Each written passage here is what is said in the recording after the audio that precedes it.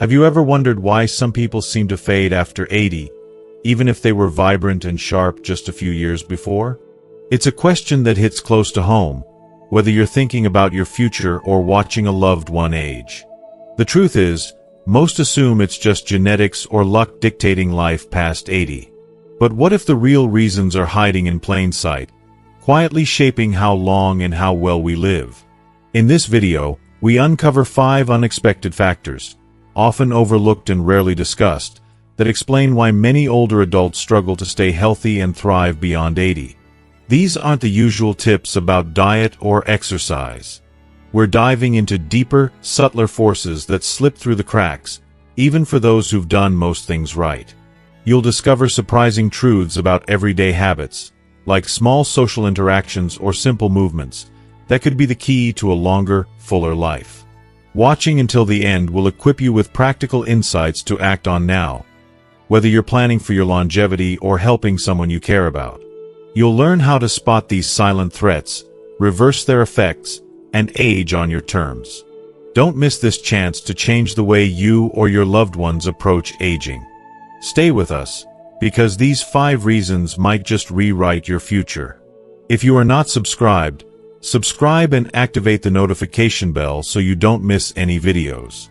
Your support means a lot to me, and if you enjoyed this video, you can help me continue spreading the valuable lessons by liking and sharing it. If you like the topic of this video, please comment 1. If you don't, please comment 0 to let me know how I can improve and make better videos for you. Now, let's begin. Number 1. Loss of microsocial engagement. One of the most insidious and yet often overlooked reasons that many older individuals find themselves struggling to live beyond 80 is the subtle loss of what experts call microsocial engagement. This is something that most people don't even notice slipping away, but it is crucial for maintaining our emotional and mental well-being. You see, it's not about the big, grand moments in life, like family reunions or close-knit friendships. Those relationships, of course, continue to matter deeply. But rather, it's the small, almost invisible interactions, those fleeting moments that once filled our day with simple but significant exchanges, that start to disappear. Think about it for a second. Remember how often you used to greet the mailman as he walked by, exchanging a friendly, "good morning." Or how you'd share a chuckle with the cashier at the grocery store while she rang up your bread and eggs. Perhaps you would smile and wave at the neighbor out walking their dog across the street. These little interactions, seemingly so insignificant, were not just routine, they were vital. They helped regulate your nervous system, giving your brain that much-needed jolt of social stimulation. They kept your mind sharp and, perhaps most importantly, they reminded you that you belong. But as time goes on, particularly after 80, something subtle begins to happen. Many older adults stop making those small but meaningful connections. They begin to shy away from going to the store themselves, opting instead for online orders or asking family members to do the errands for them. The simple act of exchanging a few words with a stranger becomes more challenging, perhaps because hearing isn't as sharp as it once was. Even the decision to step outside may seem daunting, especially when the weather isn't ideal, or when the knees feel unsteady. The warmth of the sun or the crispness of the morning air might feel too much to bear. What we don't realize is that by withdrawing from these seemingly insignificant interactions, we are also retreating from the very things that keep us alive, not just physically, but emotionally and mentally. This decline in microsocial engagement quietly chips away at your vitality. Most people don't even notice the shift at first. They think they're simply simplifying their lives, reducing complexity. But the truth is, by cutting out these low-level social interactions, they are depriving themselves of something much deeper. These casual, everyday exchanges with others are keeping the brain engaged, elevating mood, and most importantly, signaling to your body that you are still very much part of the world, that you matter. I've personally known older men in their 80s who have remained sharp and engaged simply by maintaining these small rituals. They'd walk to the same coffee shop every morning, exchanging pleasantries with the barista and saying a quick hello to the regulars. That 5-minute stretch of human connection wasn't just a habit, it was essential to their mental and emotional health. It gave their day structure, purpose, and accountability. It reminded them that they were seen, that they were connected to something larger than themselves. It wasn't just routine, it was lifeblood. There's a real biological price to be paid when this disappears. When people experience prolonged loneliness, whether the deep, overwhelming kind or the subtle, creeping type that builds over time, the body responds with stress. The brain releases stress hormones, which then raises inflammation and weakens the immune system. But it's the impact on our cognitive function that's particularly devastating.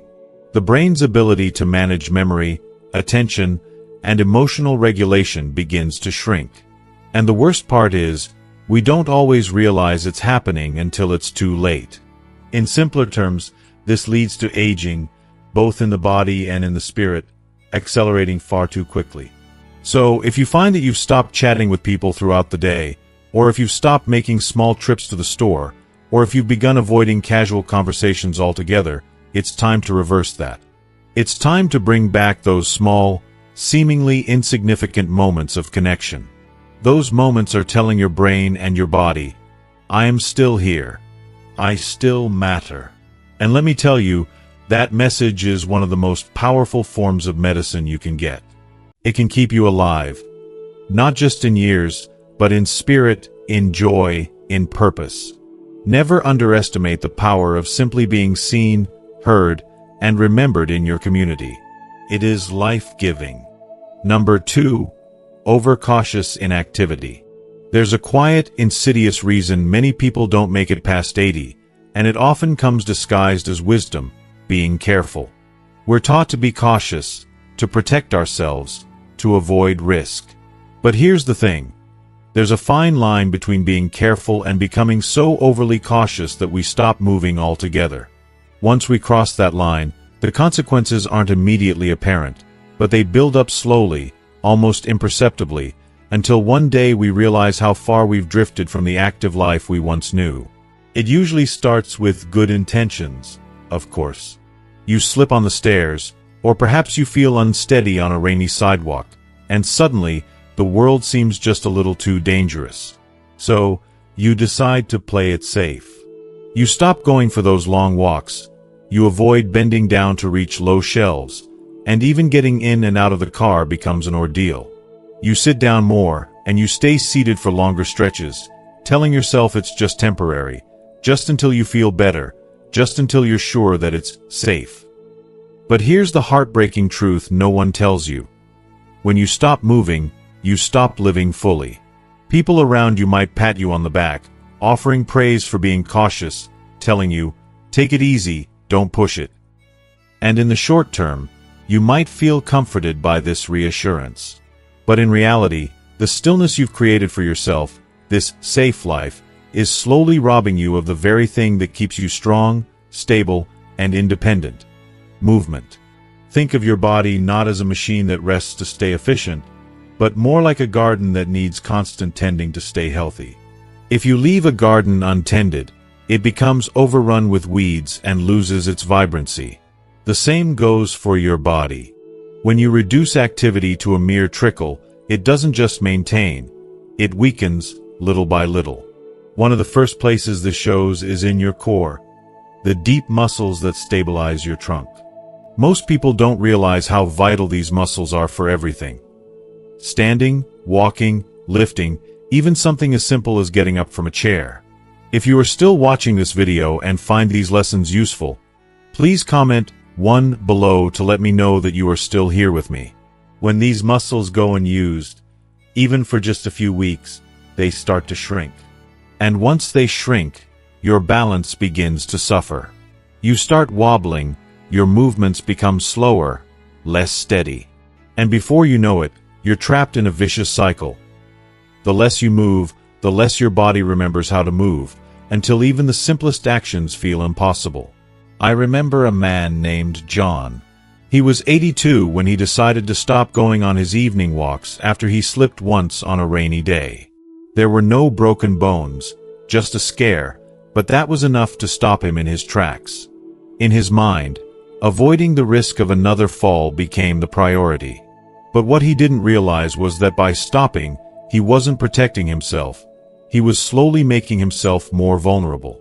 In just 6 months, he lost 10 pounds of muscle. His legs, once strong, felt like jelly. His doctor warned him, but by then, the damage had already begun. John didn't stop walking because he was weak. He became weak because he stopped walking. Now, I'm not suggesting that you throw caution to the wind. There are ways to protect yourself: using handrails, wearing stable shoes, clearing obstacles from walkways, and using a cane if it helps. Smart precautions are important. But there's a big difference between managing risk and letting fear dictate your every move. When fear starts to rule your life, when it becomes the lens through which you see the world, your body forgets how to move. If you've noticed that you're doing less, not because you physically can't, but because you're afraid of what might happen, pay attention to that. Ask yourself, am I protecting myself? Or am I slowly disappearing, giving up pieces of my life, bit by bit? Because living past 80 isn't just about avoiding falls or injuries. It's about keeping your body in motion, about continuing to engage with the world, even if it means moving more slowly, more deliberately, and with more care. Movement is life. It's how your body stays alert, how your muscles stay strong, how your heart keeps beating with purpose. Movement is what reminds your body and your soul that you're still here, still needed, still living. Number 3. Disrupted sleep cycles from irregular light exposure. As we age, there's a hidden force at play within us that keeps everything running: our internal clock. It's the circadian rhythm, a silent guide that controls so many of the processes that keep us healthy and vibrant. This clock doesn't have a tick or a tock, but it governs our sleep, our energy, our mood, and even our immune system. At its best, it works behind the scenes, helping our bodies repair and rejuvenate themselves, especially at night. But as we get older, particularly after 80, this internal clock becomes more fragile, more sensitive to disruptions that we might not even notice. One of the most common culprits that throw our rhythm off balance is the amount and timing of light exposure. You might not think it's a big deal at first, but the changes can add up.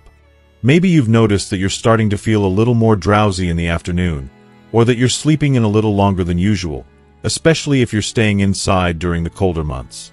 Maybe you find yourself turning on the TV in the evenings, or leaving lights on long into the night while reading a book or watching a movie. These small shifts might seem like nothing at all, but together, they disrupt the very system that keeps you aligned with the natural world around you.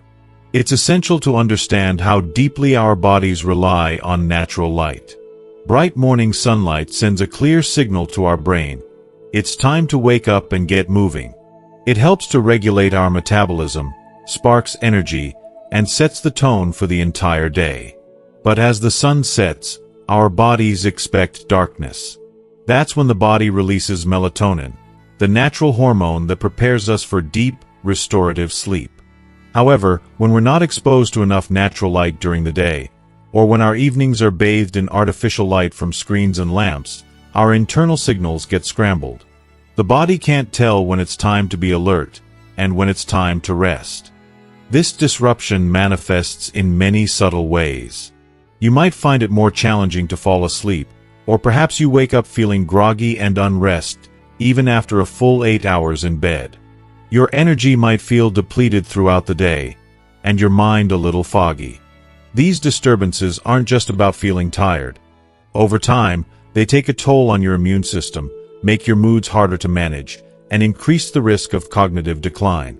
Sleep deprivation can weaken your body's defenses and contribute to a whole host of health problems. Then, there's the issue of vitamin D, a vital nutrient that is produced when our skin is exposed to sunlight. As we get older, our ability to make vitamin D naturally through sunlight decreases. This makes regular outdoor exposure even more important, especially after 80. Without enough sunlight, we not only risk weakening our bones and muscles, but our immune system can also falter. This was something I saw firsthand when I spoke to Susan, a bright and warm-hearted woman, 84 years old.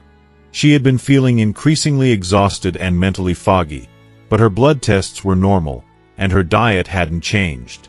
After some investigation, her doctor simply recommended that she sit by a window every morning for just 20 minutes, allowing the morning light to flood in, and to shut off her screens 1 hour before bedtime. The results were astounding. In just 2 weeks, Susan's sleep improved, and with it, her memory and mood. It wasn't a magic pill or new treatment. It was the power of light. It was as simple as that. Sometimes, we think the answer to our struggles lies in something complex or groundbreaking. But often, it's about returning to the basics, to the natural rhythms that our bodies have known for centuries. So, if you've been spending most of your time indoors with the curtains drawn or letting artificial lights dominate your evenings, it's time for a change. Take a few moments each morning, ideally within an hour of waking up, to step outside. Even if it's just for a few minutes on your porch, let the sun's rays touch your skin and fill your eyes with that life-giving morning light. And when evening comes, start dimming the lights. Allow your body to prepare for rest naturally. These simple adjustments are more than just comfortable routines. They're essential for your well-being. They are a gentle act of survival. What so many people overlook is that aging doesn't only come from wear and tear. It can also come from a lack of order, from a disorganized rhythm in the body's systems. By restoring those light cues, that healthy sleep schedule, and those daily routines, you're telling your body, we're still here. We're still moving. We're still in sync. Even at 85, you can show your body that it's not too late to get back on track, to embrace the natural flow of life once more. You're telling your body it can still thrive. And that is one of the greatest gifts you can give yourself. Number 4, emotional suppression from loss and isolation. By the time many people reach their 80s, they've endured more loss than most younger folks could ever fathom. The passing of a spouse, a sibling, a lifelong friend, and sometimes, tragically, even a child. The world around them may offer polite sympathy, a few comforting words, and perhaps a well-meaning gesture, but what is so often overlooked is just how deeply these losses carve into the soul and the body. The grief doesn't just linger in memories. It settles deep within. And by the time you're past your 80s, what's left behind isn't simply sorrow, it's emotional suppression. It's a quiet, almost invisible habit that grows over time. The tendency to bottle up the pain instead of allowing it to be expressed. It's putting on that brave face, even though inside, a part of you is shattered. You feel like you should be used to it by now. After all, it's been so many years of loss. Or perhaps, there's no one left who truly understands the depth of what you've lost. But here's the heartbreaking truth. The body never forgets. When grief isn't processed, when it's never spoken, never shared, or never fully felt, it doesn't simply vanish into thin air. It accumulates. It hides itself away in the nooks and crannies of your being, where it cannot be seen by the outside world, but it's always there, quietly festering. And over time, this emotional weight doesn't stay confined to your heart. It spreads throughout your body. It begins to affect your immune system, making you more vulnerable. It messes with your digestion, your sleep, your mood, your hormones. It keeps your nervous system on edge, always in a state of quiet, relentless tension. And here's the most painful part. It happens in silence. Outwardly, you may appear calm, perhaps even serene. You might even say you're fine, convincing yourself that you've learned to cope, learned to carry the load. But deep inside, your body is speaking volumes. If your shoulders feel heavier, if your breathing is shallower, if your spirit feels more drained, if the spark that once made you has dimmed just a little too much, then grief that has been buried away for years, could very well be the culprit, even if you've never said a word about it. I remember a man named Robert. He was 86 when his wife of 60 years passed away. He didn't cry much. He said it wasn't his way, that he was doing just fine. But within a year, things began to change. He lost weight, stopped attending his usual senior center, and struggled with sleepless nights. Not because of any physical illness, but because his body was carrying the burden of sorrow. Sorrow that had never been allowed to escape. Emotional pain doesn't need to be loud or dramatic to wreak havoc. It can be as quiet as a whisper, but its toll is profound, and when it shows up in your health, it's often so subtle that the connection isn't always clear. What keeps people alive well past 80, however, isn't just about physical strength. It's about emotional ventilation. It's about finding safe, open spaces to express sadness, to voice fears, to admit longing. It's about being able to say, "I miss her," or "I'm still angry," or "I feel alone," without fear of judgment. That kind of emotional release is what allows the heart to breathe again. And when the heart can breathe, the body can begin to heal.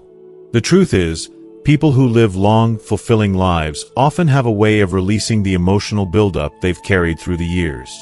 Maybe it's a trusted friend, someone who can listen without offering advice, just being there in silence with understanding. Maybe it's a journal, where thoughts and feelings can spill out freely. It could be faith, a community group, or even a therapist. Someone who helps them unpack the stories, the pains, the regrets they've been carrying for decades.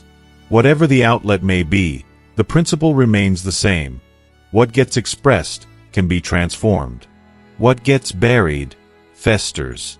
So, if you've been holding something in, not because you want to, but because you didn't know where to put it, then it's time to make space for it to be released. It's time to permit yourself to grieve, to feel, and to finally let go of what has been quietly stealing your peace. Number 5. Gradual loss of daily purpose. If you are still watching this video and find these lessons useful, please comment 2 below to let me know that you are still here with me. There's a silent, almost imperceptible erosion that takes place as we age, one that is often overlooked, yet it profoundly affects our overall well-being. It's the loss of daily purpose, and it happens so gradually that we don't even realize it until we find ourselves standing at the edge of a quiet, empty day, wondering where the energy, the motivation, and the joy went. Now, let me be clear, when I say purpose, I'm not talking about some lofty, abstract idea of life's meaning. I'm not talking about fulfilling a grand, philosophical purpose that echoes across the universe. I'm talking about the simple, small, personal purpose, the one that makes us feel needed, makes us want to wake up, step out of bed, and engage with the world. I've come to realize that purpose doesn't have to be a monumental task, nor does it need to be something that fills stadiums or captures headlines. It's in the small, seemingly insignificant actions that we do every day. The ritual of waking up and walking to the kitchen to make a cup of coffee. The quiet satisfaction of watering the plants early in the morning before the sun climbs too high. The little things, like putting out the bird feeder for the morning visitors or checking in on an elderly neighbor. It's the simple satisfaction of knowing that you are part of something, that you are giving something of yourself to the day, no matter how small. But what happens when these simple routines start to slip away? When you wake up and there's no need to get out of bed, no plants to water, no neighborhood cat to feed, no letters to write or errands to run. When mornings arrive with no reason to rise, and evenings fall without anything worth reflecting on. That's when the gradual loss of purpose begins to take root, and we don't even realize it until it's too late. It starts so subtly, like a whisper in the back of our minds, a thought that says, "I don't need to do this today," or "It doesn't matter anymore." The thing is, the mind and body are deeply connected. And when the mind loses sight of its purpose, the body begins to follow suit. The energy that once propelled you forward begins to fade.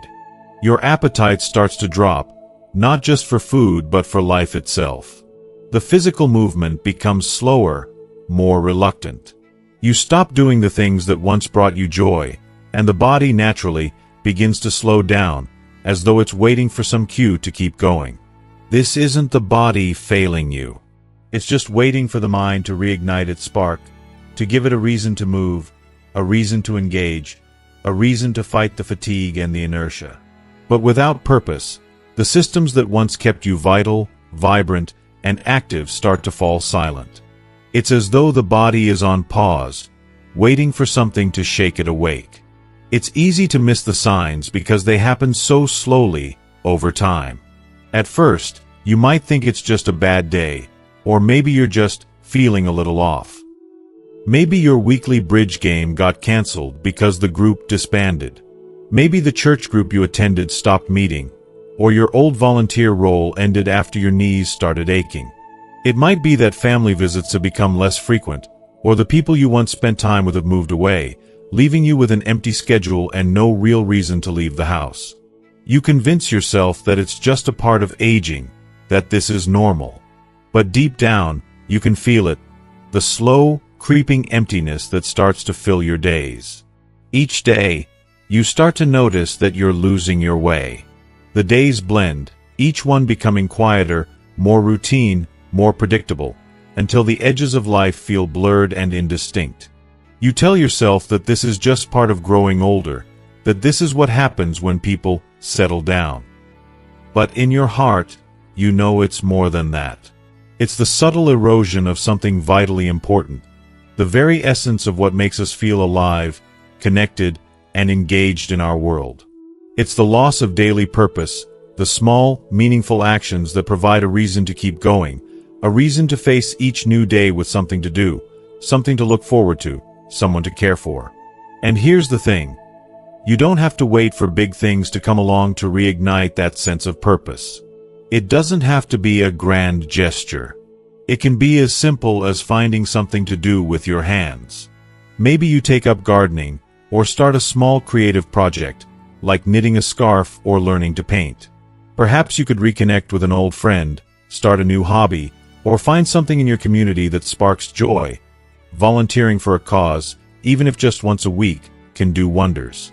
Maybe it's time to call that old friend you've lost touch with, or write a letter to your granddaughter.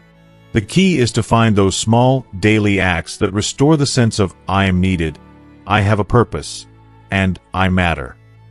I believe this is the secret to thriving as we age.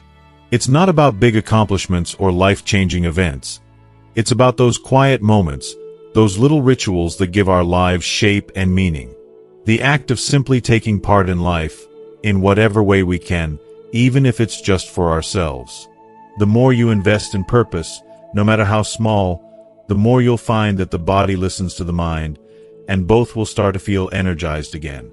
So, if you feel like your days are blending into one another, if you're beginning to sense that something is missing, ask yourself, what can I do today, however small, that will give me a reason to rise, to act, to be? Don't let the erosion of purpose go unnoticed, because with each small act, you can reclaim what makes you feel truly alive, connected to yourself, to others, and the world around you. And it's never too late to begin again. Thank you so much for sticking with us until the end. I hope this video has given you a new perspective on the importance of daily purpose, and how even the smallest acts can reignite that spark inside you. It's so easy to let days blend, but with a little effort and intention, we can create a life full of meaning, no matter our age. So, what have you learned today? What's one thing from this video that you'll take with you and start practicing in your own life? I'd love to hear from you. Please share your thoughts in the comments below. Let us know how you plan to bring a little more purpose into your everyday routine. If you enjoyed this video, don't forget to leave your comment, and please like, share, and subscribe to our YouTube channel for more videos just like this. We're here to inspire and support each other in living our best lives at every stage. Thanks again for watching, and we'll see you in the next video.